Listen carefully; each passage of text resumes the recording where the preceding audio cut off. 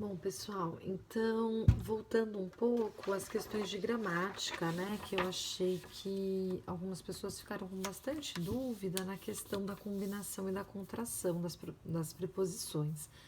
Claro que tiveram também algumas pessoas que ficaram, assim, não me perguntaram, né, que estavam com dúvida na questão do significado, a questão semântica das preposições, mas eu notei olhando alguns exercícios porque tinha um ou outro equívoco ali, né? Mas eu também vou retomar isso, mas isso eu vi menos, então eu vou falar mais da combinação e da contração, que foi uma coisa que inclusive me escreveram perguntando. Algumas pessoas não conseguiram entender com o PowerPoint. Eu improvisei aqui, tá? Uma forma de explicar, de mostrar para vocês de forma escrita, tá? Mostrando o meu rosto também, para não fazer ali no PowerPoint que acaba ficando de uma forma muito fria, às vezes acho que não fica tão claro. Então vamos lá. A combinação é uma forma de juntar preposição e artigo, ou preposição e pronome demonstrativo, só que ela não implica nenhuma perda sonora, ou seja, não tem mudança no jeito de escrever a palavra. Você pega a preposição do jeitinho que ela é escrita, você pega o artigo do jeitinho que ele é escrito e junta um no outro. Não tem perda de som, não tem perda de letra, não acontece nada, não tem modificação, né? Então, um exemplo clássico disso seria, olha, fui ao colégio. Quando eu digo fui ao colégio, esse ao é uma combinação, porque aqui eu tenho uma preposição a, mas também tenho um artigo definido o. Mas vejam bem, a preposição a, ela vem inteirinha para cá, com toda a sua sonoridade, sua expressão, não tem perda nenhuma. E o artigo o também. Então, por isso que a gente chama isso de combinação.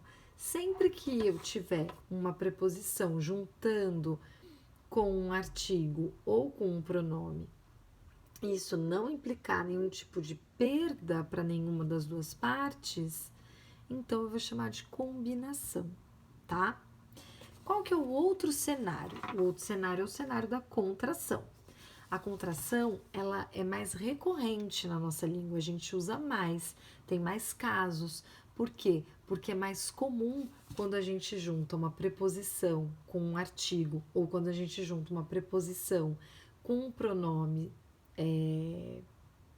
indefinido, demonstrativo, enfim, é mais comum que a gente tenha uma perda de som e que essas palavrinhas se modifiquem um pouco para ficarem juntas, tá? Então, o caso aí que gerou bastante dúvida é o caso da crase. Então, vamos analisar aqui essa frase, ó. Fui à escola. Esse a não é um único a que está aqui. É o a que é preposição e é o a do artigo definido. Mas por que isso ainda? Porque, gente, quando eu uso o verbo ir, eu tenho a necessidade, porque faz parte da regência do verbo ir, usar essa preposição a. Então, essa preposição a, ela está na regência, ela faz praticamente parte do verbo ir. Então, sempre que eu uso o verbo ir, eu preciso dessa preposição. Isso é uma coisa. A outra coisa é que escola é uma palavra, um substantivo feminino. Então, para designá-la, eu preciso do artigo definido a, porque não é uma escola qualquer, é a escola na qual eu estudo, a minha escola. Então, eu defino ela usando um artigo definido. Juntando a preposição a com o artigo definido a, eu poderia escrever assim: fui a escola. Mas concordam que ficaria muito esquisito dois as numa mesma frase? Então, para sinalizar que aqui eu tenho dois as, um que é preposição e um que é artigo definido, eu coloco a crase, certo? Então, a crase indica a presença de um a preposição e de um a artigo definido. É a mesma coisa em ideia que eu dissesse fui ao colégio. Só que ao colégio fica mais claro para você, porque você pensa quem vai a algum lugar, então a primeira coisa é a preposição a, E colégio é um substantivo masculino, como não é qualquer colégio, estou especificando, é o meu colégio, eu coloco esse artigo definido o. Então, por isso que fica ao, certo? Mas aí, como eu não tenho nenhuma perda sonora, é combinação. Aqui eu tenho, e por isso é uma contração. Ah, mas que perda sonora se os dois são as? Ué, mas eu não escrevo duas vezes o a, né? Eu escrevo só uma e coloco a crase para demonstrar, certo? Então, isso seria a contração. Agora, vejam a oração que eu coloquei aqui embaixo, olha.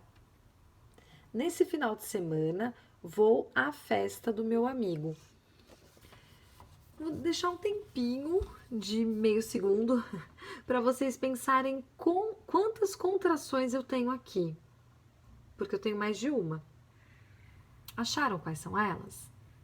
Eu vou grifar aqui e a gente vai fazer isso juntos.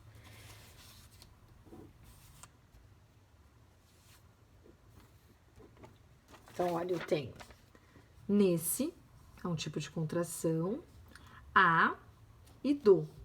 São 3 tipos de contração.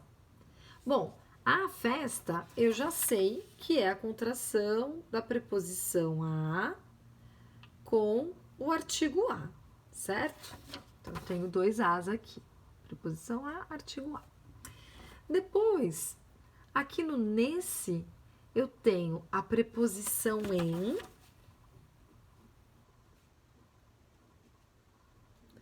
junto com o pronome demonstrativo, esse, tá? Mas eu não digo em esse final de semana, eu digo nesse. E aí tem uma perda sonora, por isso, né? E modifica a forma de escrever, por isso é uma contração. E por fim, olha, nesse final de semana vou à festa do meu amigo. Esse do também é uma contração. Contração de quê? De preposição de com artigo definido o, certo? Só que não é de o, é do. Por isso também é uma contração. Tudo bem? Ficou mais claro agora o que é combinação, o que é contração? Se a gente pensar em termos semânticos de sentido, essa preposição a aqui do fui à escola, ela está assumindo um sentido de deslocamento, né? De lugar, certo? Então é isso também. Quando a gente olha para a preposição, o contexto dela vai indicar o valor semântico, ou seja, o sentido que ela está assumindo, tá? Isso você tem que ver no contexto, não é? A tem sempre. Não. É na frase, na oração em que está sendo empregada, tá bom? É algo específico do contexto. Bom, aí a gente tinha aqui o exercício na página 76, o exercício de número 4, né?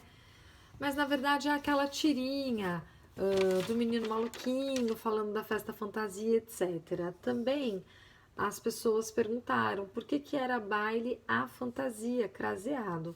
Bom, aqui eu tenho a preposição a e o artigo definido a, certo?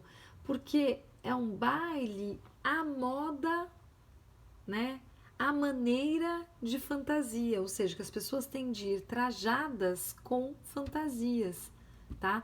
Então, quando vocês estudarem um pouco mais à frente as regras da crase, vocês vão ver que sempre que eu quero dizer algo à moda de, tá? Bife à parmegiana é a moda, entendeu?